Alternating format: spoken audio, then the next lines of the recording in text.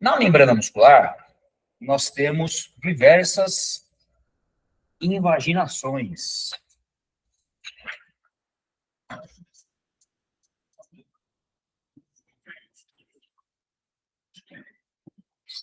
Nós temos diversas invaginações.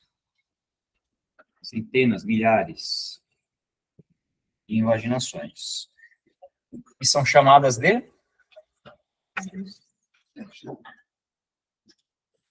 Como é que são chamadas essas invaginações na membrana muscular? Túbulos T. Por que túbulos T? Porque é um túbulo, e é T porque quando você olha assim de longe, alguém imaginou que isso aqui fosse um T. Aí criou túbulos T. Túbulos T. Esses túbulos T, essas invaginações, elas fazem conexão com a membrana de uma organela específica e especial. Específica e especial, que é para chamar a atenção de vocês. Porque sem ela, ou sem o que está dentro dessa organela, não haveria contração muscular. Que organela é essa? Retículo sarcoplasmático. O que faz o retículo sarcoplasmático? Armazena cálcio. Esse é o retículo, ele armazena. Tem alguma coisa que faz com que esse cálcio seja liberado. Então, tem cálcio aqui no retículo. Esse cálcio aqui, ele é sempre armazenado aqui contra o gradiente de pressão, né? Por quê? Porque tem pouquíssimo cálcio fora do retículo e todo o cálcio fica armazenado dentro do retículo. Ainda bem, né? Porque o cálcio fora, permanece fora, causa tetania, que é o famoso cãibra, entre outras coisas, né? Esse cálcio precisa ficar armazenado aqui. Por quê? Porque ele é altamente indutor da contração muscular. Quando vem o potencial de ação e percorre o sacrolema e membranas dos túbulos T, ele passa por uma proteínazinha aqui, que é sensível à alteração de voltagem. Essa proteínazinha chama dihidropiridina. Piridina. É uma proteínazinha que fica alocada aqui na membrana, faz conexão aqui dos túbulos T e retículo sarcoplasmático, e essa proteína, ela é sensível a alterações de voltagem. Então, toda vez que você tem alteração de voltagem na membrana, e por conta desse deslocamento, desses íons carregados, né, positivamente sódio e potássio, essa proteínazinha ela é sensível, ela é ativada. O que é a ativação dela? Na verdade, ela muda a conformação, e toda vez que ela muda a conformação, ela empurra uma outra proteínazinha, que na verdade é uma proteína estruturante, que faz o armazenamento do cálcio, que é uma proteína chamada rianodina, que são os canais de cálcio. Vou colocar aqui em amarelo. Então, toda vez que esses sensores elétricos, chamados de hidropiridina, mudam de conformação, eles automaticamente empurram esses canais de cálcio, chamados canais de rianodina ou só rianodina, que é uma outra proteína, que age como se fosse um portãozinho, né? Então, os canais de rianodina é como se fosse um portãozinho.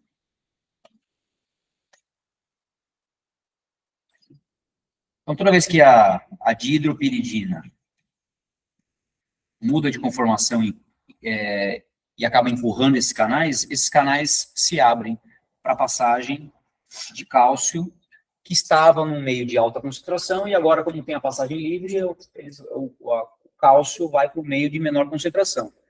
É assim que o cálcio sai. Sai em direção ao meio citosólico ou citosol da célula. O que a gente tem no citosol da célula?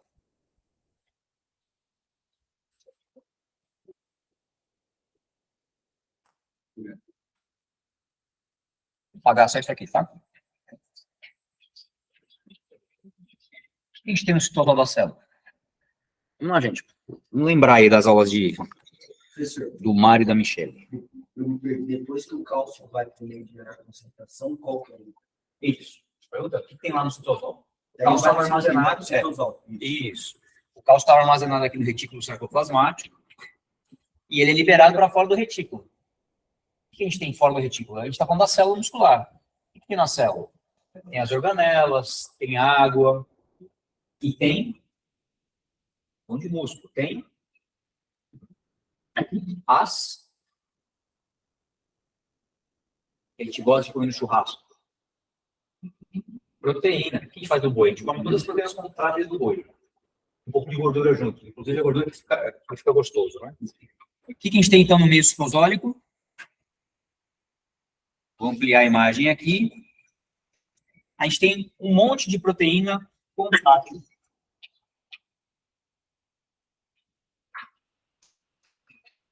Proteína contrátil. Proteínas que fazem contração. No meio do citosol aqui, a gente tem diversas estruturas proteicas, que são responsáveis por se aproximarem quando da contração muscular. Então, vamos ampliar essa foto aqui, para ver isso aqui perto. Então, quando o cálcio sai do retículo sarcoplasmático, ele encontra diversas estruturas, que na verdade são estruturas onde estão depositadas diversas proteínas.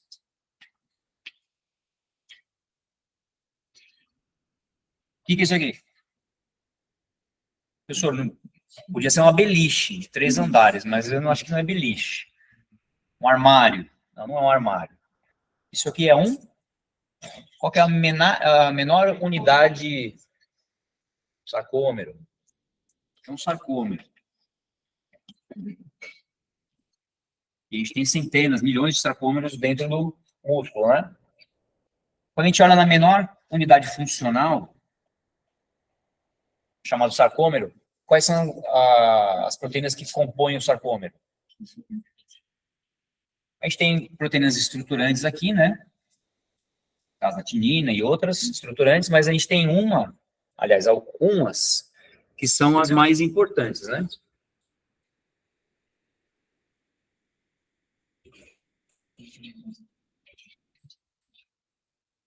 A gente tem algumas proteínas que são ligadas diretamente nessas proteínas estruturantes, que a gente dá o nome aqui de linha Z.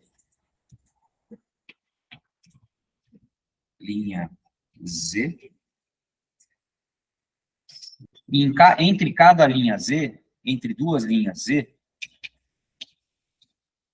a gente tem a deposição de proteínas que são responsáveis pela contração. Quando a gente tem uma visão microscópica desse sarcômero, a gente percebe que esse sarcômero é uma estrutura que é estriada, né? E o que dá essa aparência de estria? A composição dele, né? Proteínas que são mais finas e proteínas que são mais grossas. Então, a composição desse sarcômero, na visualização microscópica, dá a impressão que existem estrias ali. O que são essas estrias mais finas? Miosina é mais grossa, né? Que essa está aqui em rosa. E é só ela. Ela é a proteína mais grossa. Então, a gente tem a miosina, que não está conectada em proteínas estruturantes, que são essas linhas Z, e a gente tem proteínas, mais de uma, que dão uma característica mais fina para esse filamento aqui, que é a actina, a troponina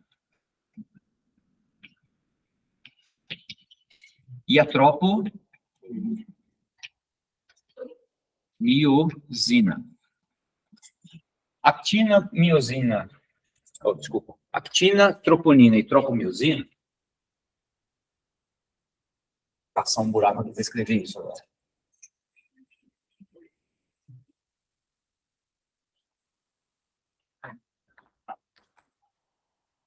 Se a gente tivesse que olhar ela mais de perto, a gente veria que a actina, na verdade, é uma proteínazinha mais fina.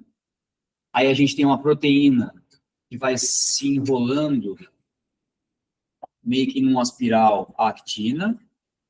E a gente tem uma proteínazinha mais circular que vai se distribuindo ao redor dessa proteína em espiral.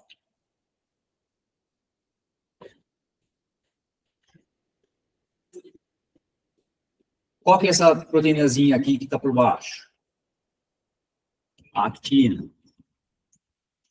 Qual que é essa proteína aqui que vai se moldando em forma de espiral a actina? Tropomiosina.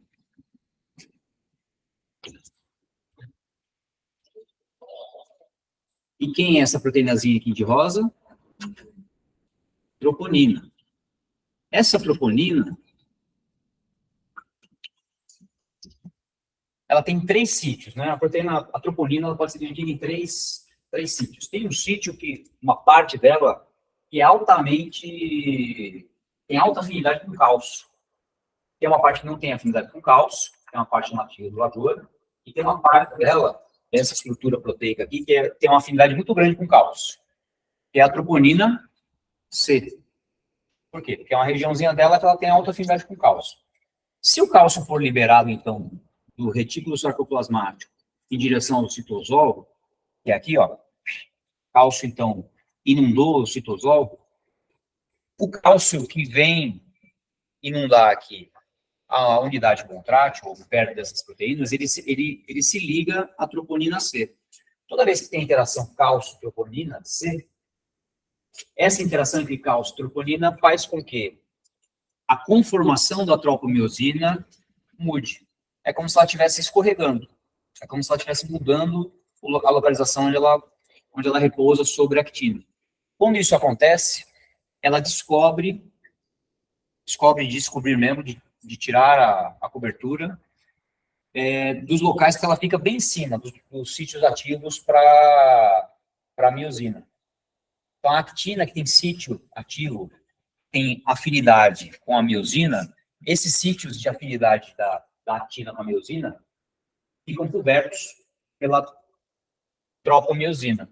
E a tropomiosina, ela escorregando por conta da interação troponina C e cálcio, quando ela muda de conformação, ela sai da frente dos sítios ativos da actina com a miosina. Quando isso acontece, o que a gente tem?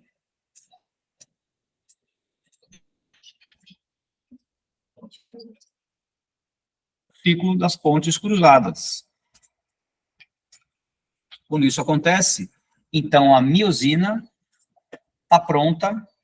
Se houver energia, se houver ATP, a miosina está pronta para se conectar à actina. Então, primeiro a gente precisa de cálcio, para descobrir os sítios ativos da actina, para que eles fiquem disponíveis para a miosina interagir com eles, se conectar a eles. E aí, qual parte da miosina se conecta ao sítio ativo da actina?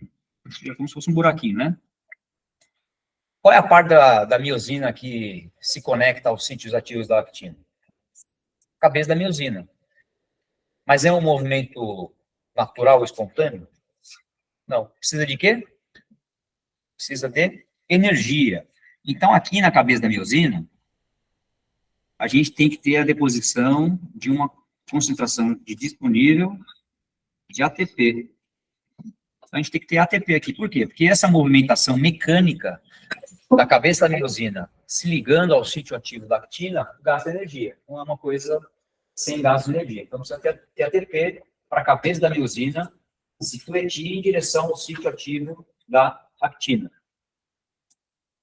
Imagina que aqui tem centenas de sítios, sítios ativos da actina para a miosina, e essa cabeça da miosina aqui que eu representei aqui, na verdade, o que dá a aparência de filamento grosso da miosina é justamente a presença dessa parte proteica que é em forma de cabeça, um taco de golfe, ao longo dela. É isso que deixa ela mais espessa. Imagina que centenas dessas cabeças de miosina vão se conectando aos sítios ativos da actina. Toda vez que isso acontece, ela sempre procura interagir de novo com o próximo sítio ativo. Então, uma vez que uma cabeça da miosina interagiu aqui com o sítio ativo da actina, a próxima interação que ela vai fazer, vai procurar o próximo sítio ativo. Esse ciclo de pontes cruzadas é feito de forma sequencial e progressiva. De forma que esse filamento grosso aqui vai aproximando, é como se estivesse aproximando as extremidades da porteira. Então, à medida que as cabeças de miosina vão se conectando aos sítios ativos da actina, ela vai arrastando essas extremidades, essas linhas Z, para mais perto uma da outra, ao centro. É isso que é a contração muscular. Escorregou para dentro, contraiu o músculo. Parou de contrair, relaxou o músculo. Contraiu, aproximou o músculo. Então, a contração muscular, basicamente, é a aproximação de duas linhas Z. É isso. Então, você tem uma sanfona aberta, uma sanfona fechada. Uma sanfona aberta, uma sanfona fechada.